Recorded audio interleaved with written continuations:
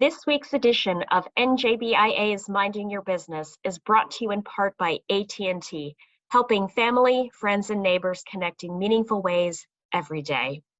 PPAC Gladstone Bank, known nationally and in New Jersey for providing unparalleled client service, integrity, and trust for over 100 years.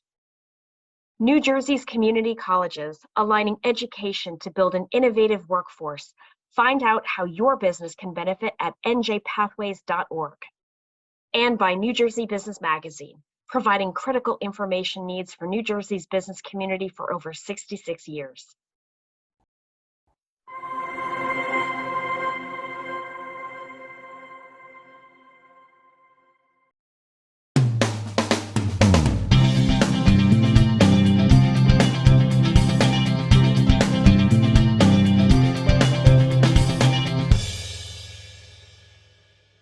Welcome to NJBIA's Mind Your Business. I'm Bob Considine. Well, there's a new New Jersey-based show you should be checking out. 24-Hour Flip on the A&E Network features a New Jersey real estate power couple, Michelle Pais and Jonathan Steingraber, who disrupt the real estate market by renovating homes and putting them on the market in just 24 hours. Here to talk about the show and their unique house flipping process are Michelle Pais and Jonathan Steingraber. Folks, thank you so much for being here. We've never had a power couple in here before. Oh, really? Okay, I love it. Thank you for having us. Yeah, we're excited. All right, so before we get into the show, which, by the way, I've seen, it is a wild ride, the show. It's really well done, and congratulations on it to both of you. Thank you. Michelle, let's talk about your real estate company, how you got to this point in the first place. It's been a long ride and a great journey. So I started in the industry a little over 20 years ago. I was going to college and I was a secretary at a local real estate brokerage in Springfield, New Jersey. Okay. And I decided to get my real estate license strictly as a backup plan, just in case college didn't work out. Yeah, sure. So I got my license, and then within 2 weeks, I sold my first home. Wow. And the feeling was euphoric. It was just, I knew this was what I was destined to be. I'm a producer. I enjoy that part of it. I enjoy the negotiating and everything that comes with the deal. Right. And so fast forward, I would say, 5 years later, I wanted to do my own thing. I wanted to put my own signature on it. So I founded Signature Realty NJ at the age of 30. I'm 43 now, so I started the company November of 2009. Wow. And my partner over here came into play when we first, I say the second time around when we met. Okay. I was trying to recruit him because I saw him on stage. Right. And Okay. he's brilliant. Right. Probably. You recruited me. Yeah, I did recruit him in more ways than one. But he was just dynamic. Right. He was such a great speaker. He is so talented, Right. and I just had to have him in my life. Right. So I did try to recruit him. And fast forward, here we are. We co-own Signature Realty NJ together. Okay. It's been now, how long have we been business partners? I would say about 6 years. Yeah, 6 years. And John is really responsible for the growth of the organization. Again, I'm the producer. I enjoy what I do. I enjoy selling homes, marketing homes, and he is responsible for the growth. So we are pretty big now, almost 500 agents and counting. 6 offices. I was just going to ask how many agents. Yeah, we have such an amazing leadership team Right. with our Chief Operating Officer, Mike Gomes, and our Chief Technology Officer, Michael Abata, and a bunch of other people that work with us at Signature to help us grow it. So, Is there a particular area in New Jersey where Signature sells homes, or is it just the entire state? no, we're licensed in the entire state. We focus more in Central and North Jersey, but we're opening up in Red Bank. So we'll be in Monmouth County. Good. And our goal is to have an office in every single county. Okay. And John, as Michelle mentioned, she saw you speaking. She saw you on stage. Yes. I fell in love. You weren't juggling, you were speaking, right? Tell the folks, you're a speaker, right? What got you into that line of work? Yeah, I wasn't born a speaker, right? I came into this business, I dropped out of Montclair State University, and I got kicked out of a photography class. It was the 4th time I was late.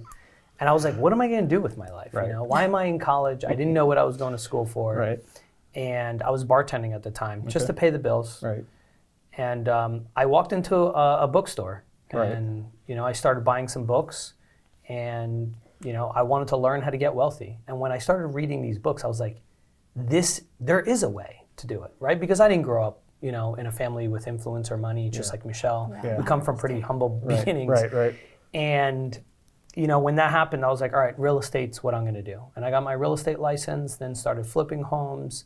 And then I moved out to California and started working with the largest real estate education training company in the country. Okay. Did trainings all around the country.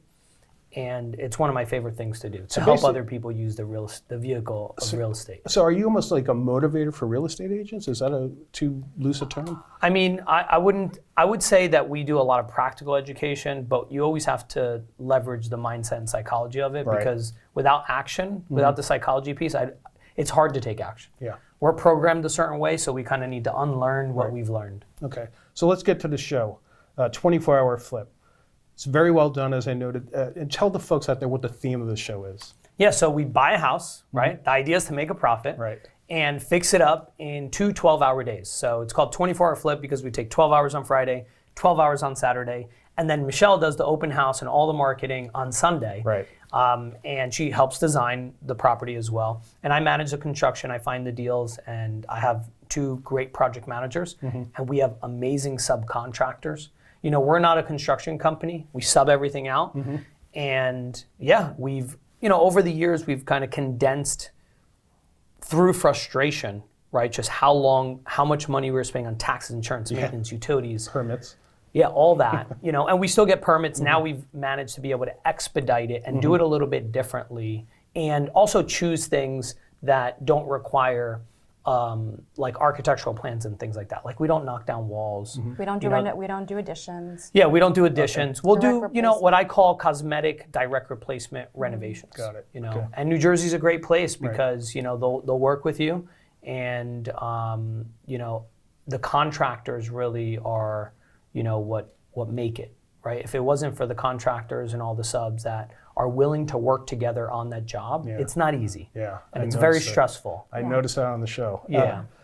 Michelle, like this is you guys were doing this before the show, obviously. Yes. What did you think when John comes up with this idea, like, we're going to do this in 24 hours? I thought he was crazy. I thought it was absolutely nuts. I mean, and John, you have to know John, he is an idea guy. Every other day, he's like, I have an idea. I have an idea.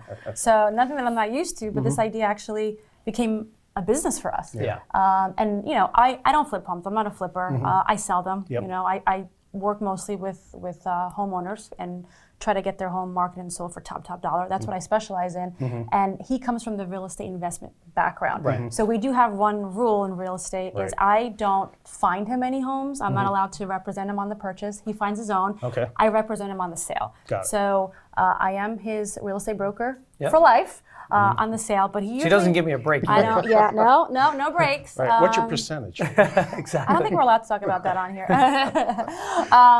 But he finds his own deals, and he'll surprise me. Hey, I just got a property. Hey, I just got a property. I'm like, where are we going? Right. And most of the time, I have no idea where he bought these Well, she's homes, used to and- selling $1 million homes, right? Yeah. And multi-million-dollar Yeah. listings. And then, I have this, 900 square foot house, but she has no choice but to do it because she's my wife.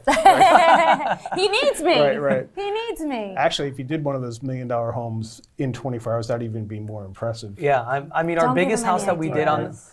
only one show aired so far, but we did a 3,800 square foot house. No, you did. Wow. Yeah, yeah, As one of that's a them. challenge. We did That's 20 flips challenging. last year and 12 were recorded on the show. So how about as a business model? I mean, how effective is this? It is. It's very effective. And look, not every house qualifies for the 24-hour flip. Right. There's some houses that are just, if they have mold all over the walls, then you need to gut renovate the house. We can't do those in 24 hours. And we don't want to, right? Because you want to deliver a quality product.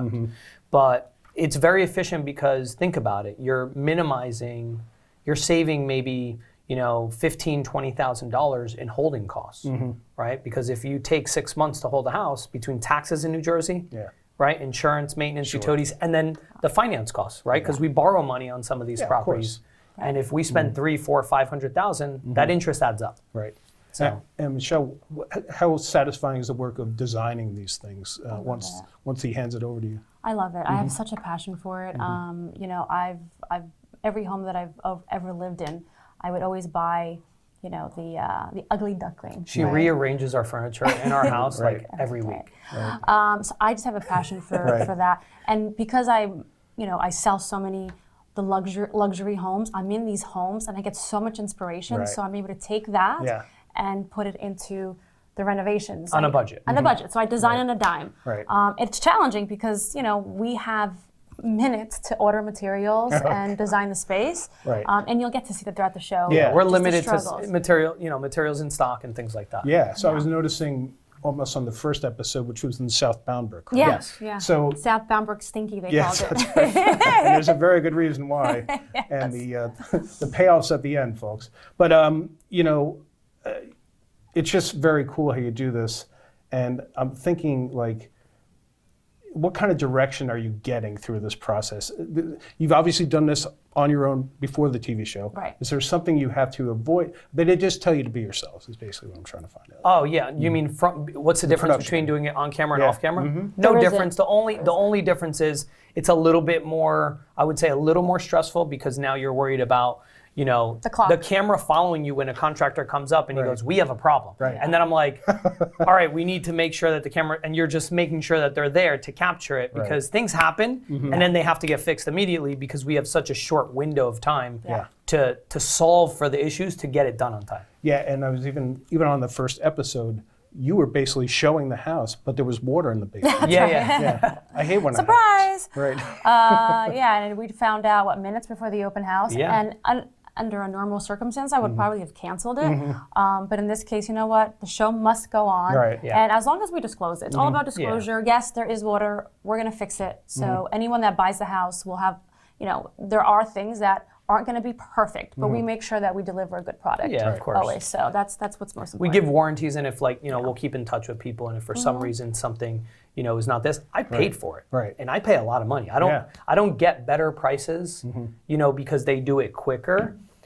It's actually the opposite because they pay their guys overtime and they have more people up there. Got it. So I save money on holding costs, which is it outweighs the extra premium that I pay, but I am still hiring the licensed electricians and the plumbers and everybody. So if something, goes wrong, we got to make sure that it's right and deliver a good product because this isn't an overnight thing. Right. We're in the business. New Jersey's our state. This is where we run our business.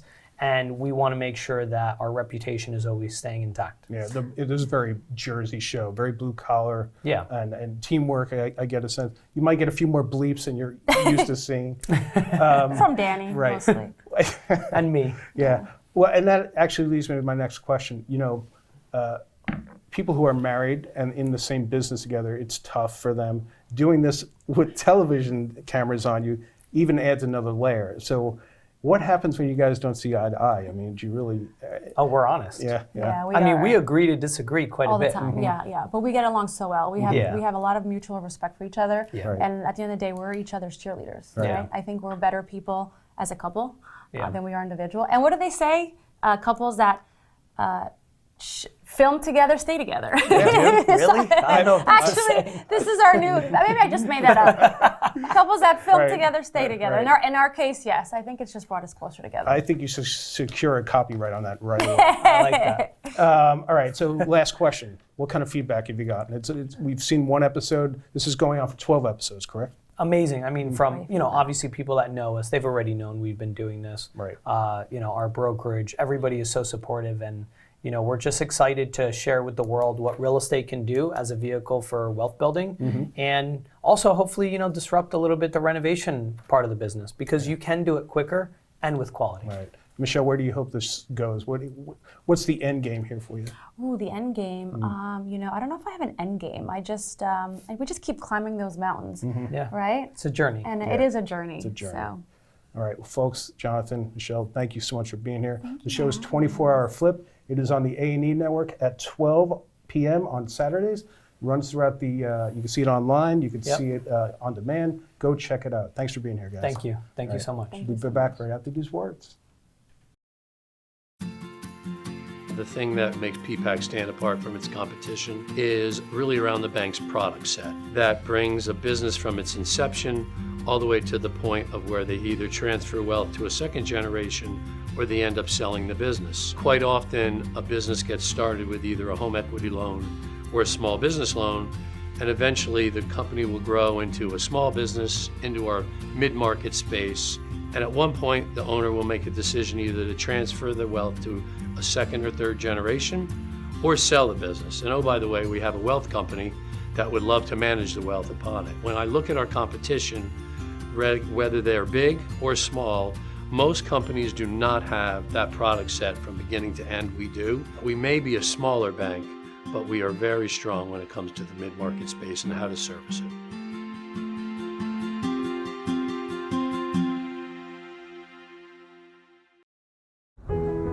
You're first. First to respond. First to put others' lives before your own. And in an emergency, you need a network that puts you first, that connects you to technology and each other, that's built with and for first responders.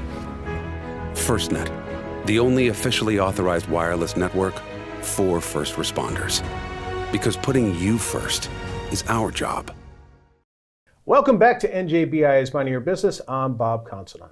Well, EisnerAmper is known as one of the largest accounting firms in the U.S., and now they're helping businesses with a different form of checks and balances.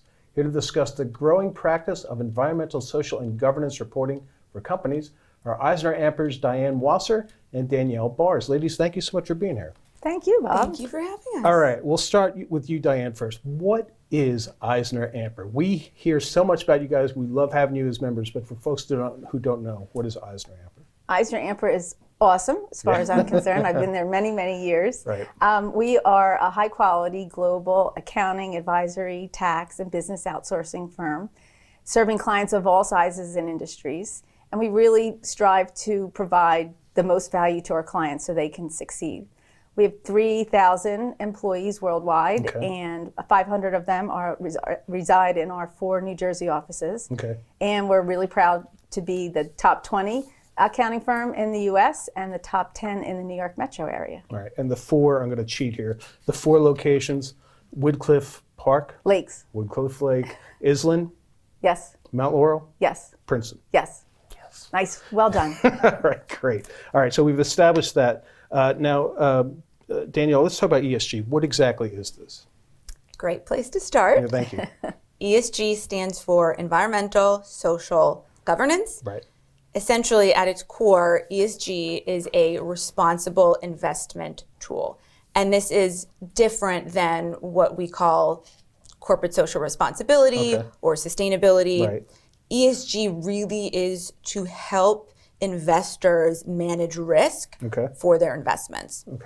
And so the metrics that you see in the table basically are a list of the types of things that could pose a risk to your business. Right. So within the environmental pillar, for example, you have things like energy efficiency, carbon, looking at climate change.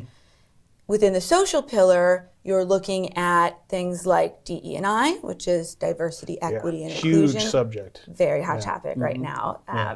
And employee health and safety is another one.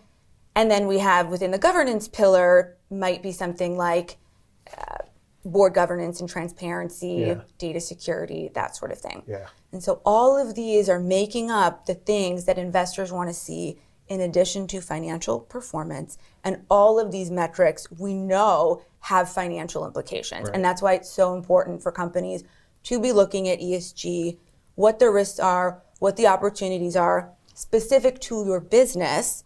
And then after you look at ESG, what's important is that we also look at sustainability. And the difference is that ESG really focuses on disclosure because it's a risk management tool. But that's not enough. Investors also want to see that companies are taking strides to develop strategies and roadmaps to address some of the metrics that I mentioned. Got it. And is this something EisnerAmper does for clients, basically? Is it in an audit, to say? Or is... Not in that way, but absolutely, yes. And so EisnerAmper has a ESG and sustainability advisory practice. Got it. And it is absolutely amazing to see more companies doing this, especially the small to medium-sized enterprises, because it's so pervasive among investors and other shareholders. And even the public and vendors and partnerships, everybody's looking at this kind of thing. Right. Very interesting components in terms of the ESG, environmental. I was wondering, are there any areas of these three, environmental, social, and governance, we'll take one at a time, that are more popular or more that businesses have more of a concern about? Like, is it energy consumption? Is that the top item that companies worry about for environmental? Energy is a big one, absolutely. A big difference between those three pillars is that the metrics within the environmental category tend to be more easily measurable than some of the others. Right. So it can be really tough to measure some things within the social pillar. Yeah. Within the environmental pillar, we can measure carbon emissions. We can measure energy consumption. And so because of that, those set of metrics are getting a lot of attention. Sure. We also do have the upcoming SEC's climate rule. Yeah, I was going to ask about that. In April. There you go. So that's another reason, because they focus on greenhouse gas emissions, that a lot of folks are looking at the environmental pillar right now. Yeah, so Danielle, I was actually going to ask you about SEC. What's going on with this? Are there some rules, and are they coming? Are they going to be mandatory? What's going on with that? So as of April of this year, the SEC is coming out with a climate disclosure rule. Okay. And that means that companies will now be required to include certain ESG metrics in their financial filings. Okay. 10K, for example. Got it. And the climate disclosure rule focuses mainly on greenhouse gas emissions. So we divide those into three categories, scope 1, 2, and 3. Okay. And the rule will focus mainly on scope 1 and 2, which is your direct and indirect emissions. There is a point of contention on scope 3, and so we will see how much of that gets left in. But the part that companies really need to focus on is their scope 1 and 2. Got it. Okay. And I think I'd read even in the paper that these rules probably could have came out last year, but there were so many comments, correct? There were a lot, yes. And so, fun fact, when the SEC proposed the rule for SOX reporting, they got a few hundred comments that they had to look through. Right. The SEC's proposed climate rule got around 14,000. Wow. That's a lot of reading. It's a lot of reading. It's a lot to go through. Can I ask one more thing about governance? Is this all about transparency? Does this help the board? Is that why it's important that governance is part of this equation? It's important at all levels. Okay. Of course, the environmental and social pillars are extraordinarily important, and a lot of metrics fall within those categories, and they're quantifiable, really. The governance aspect is really, how do you manage that? And so we look at governance because it covers a lot of the other things. You can't just say that you're looking at energy management or that you're looking at employee health and safety. And so the governance part is really about accountability. Accountability for the boards, to investors, to other stakeholders.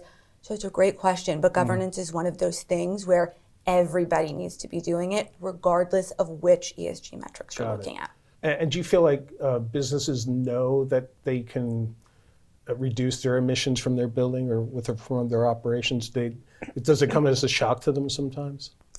It depends.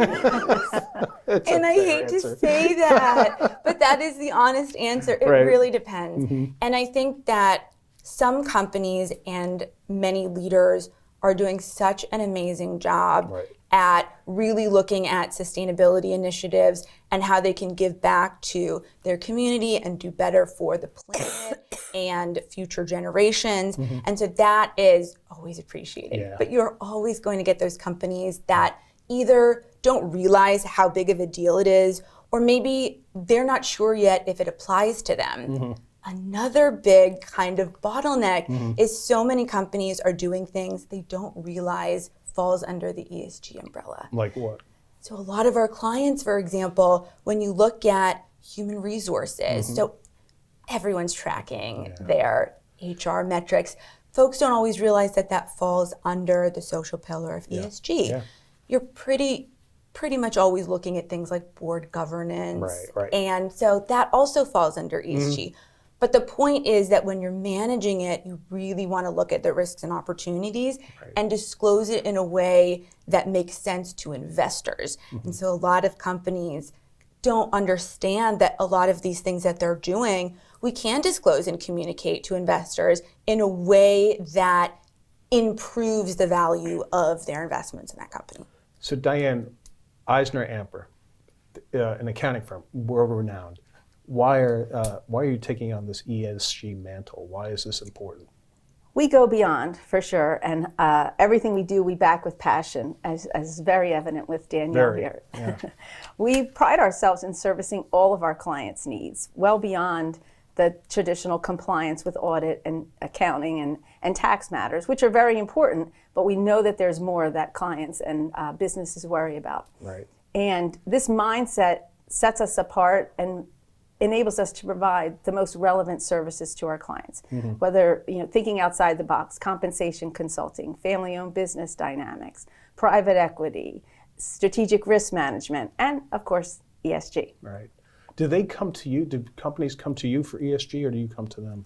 What's the over/under in this? It's a mixture. Okay. There was an uptick in banks reaching out because they're so highly regulated, and I think it's both ways. We have a very consultative mindset at the firm, and we encourage everyone to understand the services that we provide. So it couldn't be anyone just talking about having a meeting with Danielle or watching one of our little snippets that we do to educate everyone in the firm about our services, and they just strike up a conversation. So it really is both ways, especially when it's still so new.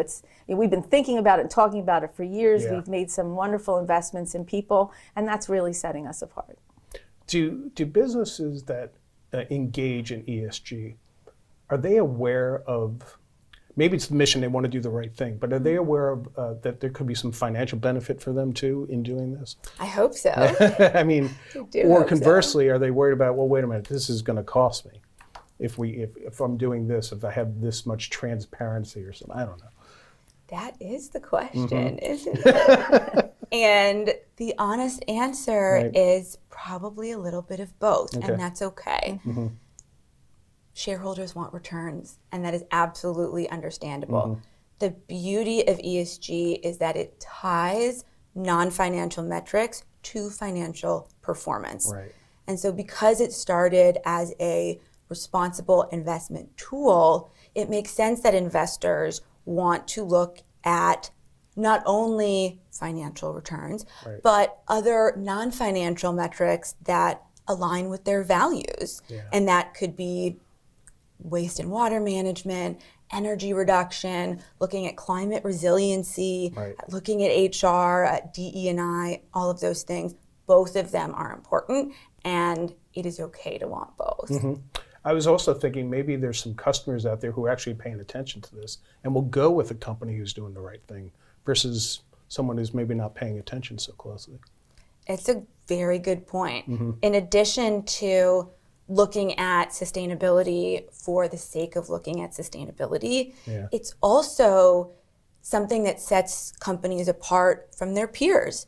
And so if all other things being equal, one company, let's say, is a transportation and logistics company, and the company that they supply to has some carbon reduction goals of their own. What happens is it tends to trickle down the supply chain to those smaller companies.